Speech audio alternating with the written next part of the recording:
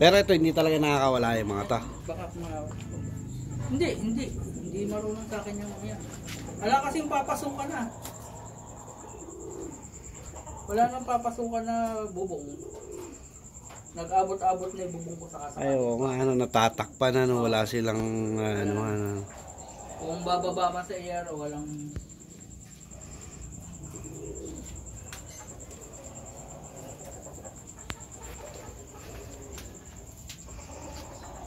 Ito, anak to ng Taiwan. Tapos ito naman, naka-member ng BFRC. Nangitlog na yan? Oo. Mga breeder na yan. Alalang laman ngayon, ala pa itlog, ano? Natapos na yung mga itlog. Ito, ganyan. Dati nag-aalaga akong ganyan. Ano ba tawag yan? Oriental. Oriental. Iba yung pigeon. Iba yun. Ang pigeon owl. Ang pigeon owl. Yung pigeon na racing. Lang. Meron pa bang pigeon na racing?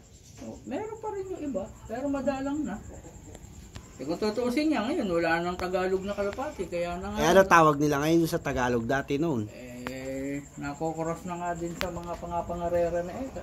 Ay, kaya gumugulo yung sistema. May bumababa market value. Ano? Paano yun kung lalagyan lang nila ngayon ng sing-sing? Lalagyan ng sing-sing, commercial. Ano tawag doon kapag ano? O, pagka hindi ka sanay tumingin ng sing-sing, ang mangyayari doon, kung ano sabihin sa iyo nung may... Hindi mo kabisado yung club. Kaya kailangan alam mo rin yung club.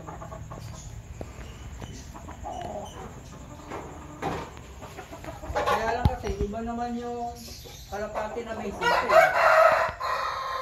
Kumbaga, kesa yung hindi mo nasuotan ng sing-sing, parang pawala lang yung kalapati.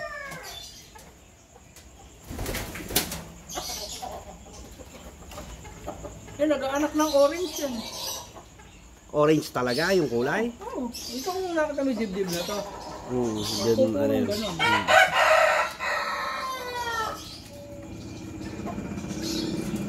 Ito, Danlace ang tawag dyan.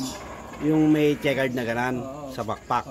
Yung nasa likod nun. Yung nasa likod naman nun, Danlace din siya, hindi lang na puro. Kasi puti nga yung amay.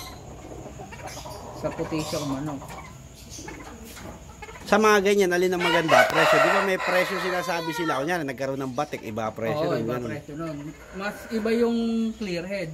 Pag naging clear head, puti ulo. Mas iba ang presyo. Pag may batik sa ulo, mas mura. Mas mura na.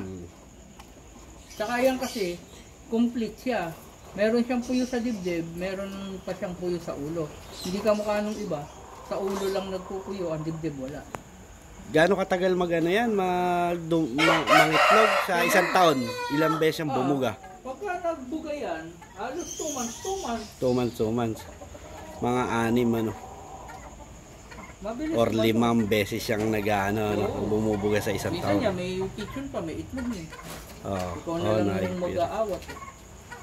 Makasalanta naman yung katawan ng kapal.